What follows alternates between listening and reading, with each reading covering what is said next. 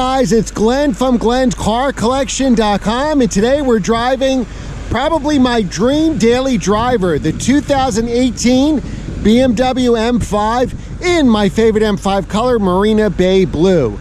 As you can see, it's even got the black wheels that I love and blue brake calipers. Now, as you know, my daily driver is the M340iX Drive in Portimao Blue, a 2020. If I could have any daily driver, it would probably be this, the M5. Now, the M5 is definitely a size bigger. We got a huge back seat for my commercial real estate business. That would be awesome. Gigantic trunk that would fit all my hockey equipment. You got really sticky Michelin tires here. It's got about 30,000 miles on it, and BMW Tenafly, New Jersey. Thank you. This is their certified pre-owned. That's their new car dealership.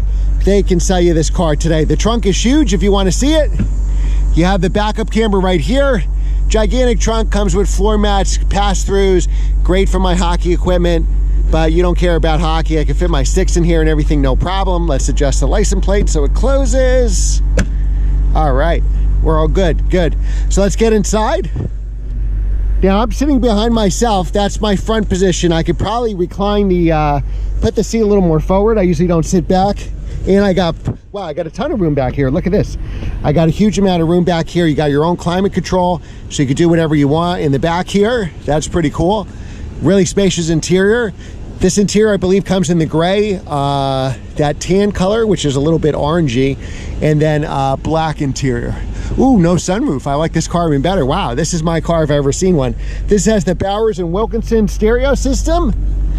You got the peasant blockers here, like my Audi S8 had.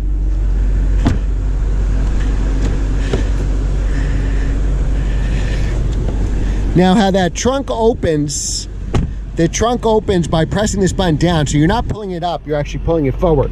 These are your seat memory controls, your lock and unlock. You got extra speakers here with that optional stereo. We can change all the settings here for steering, suspension. And the shifter's a little different than my M340iX Drive. I'll try to lower the climate control here for you guys. So it's pretty easy to do. You could do the fan speed, and we can make it a little lower. Okay, good. All right, so here's your parking brake. So just like those manual brakes back in the old days, down as if you were putting the manual handbrake down, and then as if you were pulling it up, so you pull up, okay? And then here you have all kinds of your regular iDrive, which is pretty easy to use. Oh, okay. So they just have to activate the navigation for us. We can put it to the, let's do the rear view camera first. So unlike my car, the reverse is kind of up and to the left. And here we can see our license plate hanging. We can see the parking lot, 360 view. We can even go into individual cameras. So if we're parking, maybe we got some low curbs ahead or something like that. So that is pretty awesome. Now, my car actually gives you the color of my car. Maybe they didn't have that. Then you have an assistant for parking. You have an assistant in car wash, could help you line it up. That's a pretty cool feature. All right, we can get out of the camera, and we'll put it in drive. Then we can do the manual modes, and then we can actually do, so to the right once this is now shifting ourselves with a sport mode, and this is leaving it in drive. I think we'll leave it in drive to start. You got your cup holders here, wireless charging. You can configure this any way you want. The piano black, the wood, the carbon fiber. These are all your safety things. So if it's red like this, it means not all the safety is on. I usually take away the lane control assist. You have your automatic mirrors here. So this is a 2018 model, which was the first year of the F90 M5. This car has about 30,000 miles on it. It's for sale today, BMW Tenafly. Check them out. They'd love to sell you a new or used car. If you're interested in this car or anyone in particular, tell them you saw Glenn's video, and I'm sure they'll give you a great price. All right. Now, this has a 4.4 liter V8. We're going to take the parking brake off, so down, just like our parking brake. 4.4 liter V8 producing 600 horsepower. That's right, 600 horsepower. We'll go out this way. We'll go out the traffic way. And 553 foot-pounds of torque. Made it to an 8-speed ZF automatic transmission. And for the first time ever on an M5, all-wheel drive. All right, so in driving this, how does this compare? I'm going to move the seat up a little bit.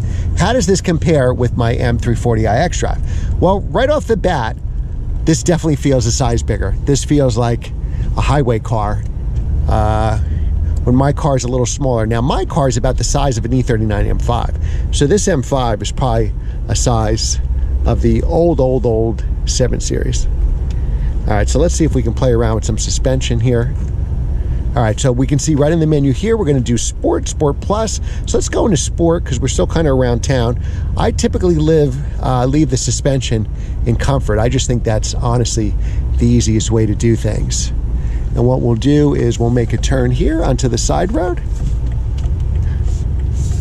So we're in Comfort mode, so far it feels pretty comfortable. Why am I wearing this? Oh, another hockey injury, so forgive that. Maybe I'll take it off so you guys don't have to stare at it. All right, so now we'll go on the main road. This has always been a dream car to me. Now, it is a heavier car than my car. My car is about 38, probably just shy of 3,900 pounds. This one here is about 4,370, so just shy of 4,400 pounds. Now, I got to drive this when they first came out. Whoa, oh yeah. So I can even feel, remember, 553 foot-pounds of torque, 600 horsepower. This is not the competition. The competition came after this. Competition gives you some suspension tweaks, a little stiffer suspension, and it gives you get 17 more horsepower with it. So instead of 600, you get 617. I've driven the competition. It's pretty awesome. Would you really notice the difference? Probably not, unless you're really, really aggressive driving. If you're going to use this like most people are going to use this car, you could probably save your money and just get the regular one. I love this color. This is called Marina Bay Blue. It's a phenomenal color. I just saw this car on the X3M, and that it looks fantastic on that as well. All right, so the first thing I noticed leaving it in automatic mode, it already has us up to 7th gear, and we're only going like 35 miles an hour. So I'm sure gas mileage isn't fantastic with this car. Let's change that mirror. So it's gonna, if you're driving around in the auto mode with the 8-speed torque converter automatic, it's gonna keep you in the highest gear possible. Now you have a really cool heads-up display like I have in my car. This feels way more powerful. Again, this is 600 horsepower. I have 380, so this is 220 horsepower more than me, so more than my car. So let's feel in the turns here. I definitely, well, let's see, that wasn't enough turn. I do feel, especially on initial turn in, that it does have a little understeer, and you do feel the weight. Now, I have the awful run flat tires all seasons on mine. So these are sticky summer Michelin tires. So realistically, to get through a New Jersey winter or Northeast winter, you would have to put snow tires on it.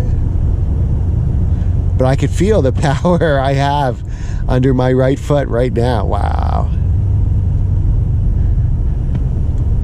And it's a good looking car. I think the new M5, so we have so many reviews of them on the channel. We have one that I drove on the street up in New York State, one that we drove on the racetrack, and even on the racetrack, even with this weight, it was still a lot of fun. Compared to the E63 that I drove a couple months ago, the E63 wins by sound. It's amazing how AMG can make that turbo sound so good. You still have that really grunt, guttural, almost like muscle car exhaust, which you don't get from the BMW. Definitely better exhaust than some of the other cars. But I would say the BMW handles much better. The Mercedes, even in the wide open sweepers, the car really pushed and had some understeer. That guy doesn't know where he's going. But here, this car definitely handles better. I think we got to go the opposite of this guy because I don't think he knows what he's doing, unfortunately. All right, and again, if we need to, we have our beautiful backup camera. So now we're gonna drive in manual mode now. So let's, he's gonna turn green on me. All right, so let's drive in manual mode.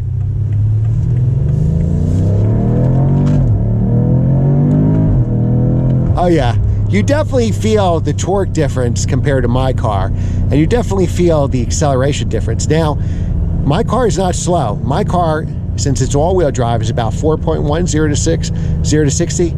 BMW, I forget what they claim, to be honest, is probably 3.5 on this car, but we know our friends in Car and Driver got this car down to probably about a 3.1. So is it 3/4 of a second faster than my car? Yeah, I would say so. It definitely is a wider car. I could just feel, you know, stretching my hand out here, that it is definitely a bigger width, a bigger back seat, a bigger everything. Now, being in sport mode and manual mode, I definitely feel the difference now in the sound. I don't know if you noticed the difference there.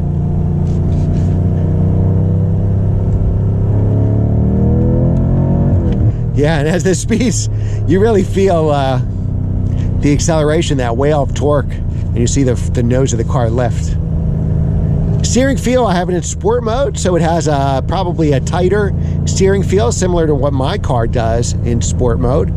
Comfort mode, I always leave the suspension in comfort mode. I think once you start getting it sport and sport plus, the suspension is too stiff. You're not on a racetrack. Now, I just noticed that the throttle, since we're in sport mode, there's really a response to it. So when I take my foot off, you feel that kind of driveline backlash there.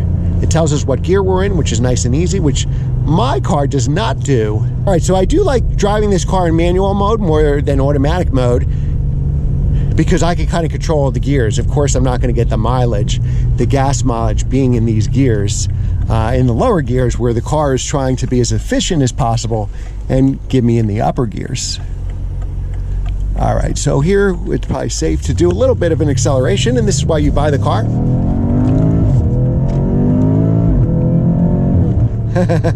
So what's great about the M5 is you can carry a family of 5, because you have a big enough backseat to fit 3 people, and be king of the highway. So there's a reason why everybody loves these for Autobahns. There's a reason why this car would be phenomenal for my real estate business. You can travel up and down, you know, a couple hours in each direction, come out refreshed.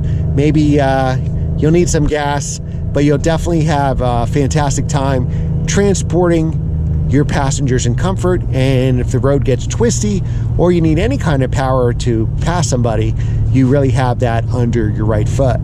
Just amazing acceleration at all time. And to me, this is really the ultimate daily driver. Now, new these cars were about, I think, 120 give or take, usually the ones I test.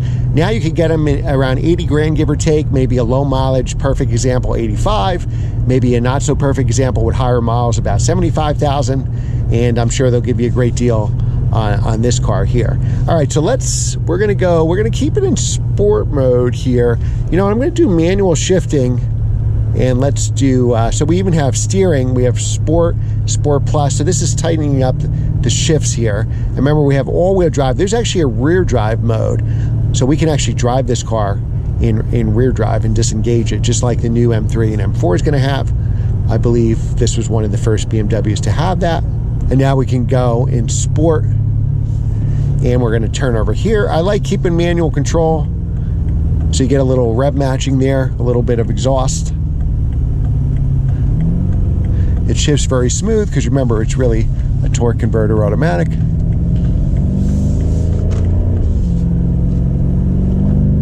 The hardest part about having this car is definitely the fact that self-restraint. That's the hardest part about this car. It is so good, so fast, and I think a good-looking car. I think it's one of the best looking cars in its class.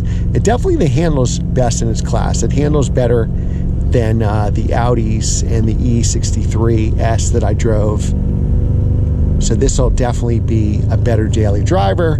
The suspension is a lot softer. That's, you know, that's really the magic of BMW, and that's why I've had 9 BMWs, is the fact that they do sport suspension right.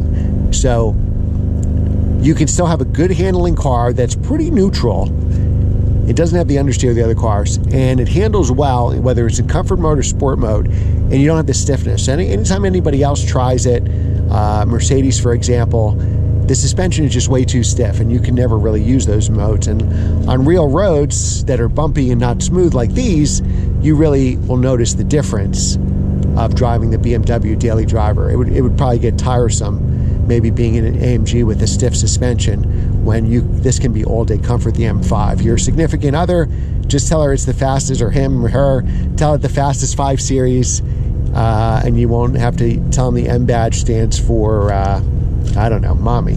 So you could really probably trick your passengers and they may not even know you're an M product if you tone all this down and drive in the most efficient mode. All right, so now I'm gonna go into the car shifting for me, but we're gonna keep it in sport mode. So now it's gonna keep me in 5th gear here, not 7th, and it could go up to 8. Before, keep in mind, we were at 7th gear at 35 miles an hour.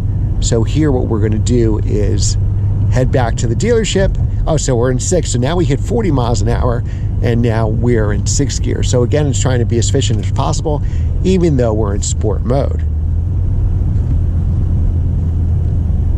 Now these brakes are huge and they'll stop. You can get ceramics. I do not recommend them. I know a friend who has an M5 competition.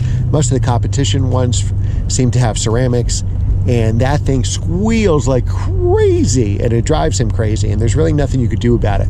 Ceramics are fine if you're going to track the car more than a couple times a year. Use examples like this one are about 80 grand, and this is even cheaper than that, and you still want an E63 S wagon, you know, you're looking at 100 grand for something like that. You want an RS6 wagon, you're looking at, you know, 120 sticker plus paying 30 over to get one. So I think there's a lot of value here. All right, guys, thanks for watching. Remember to like, share, and subscribe, and I will see you next time.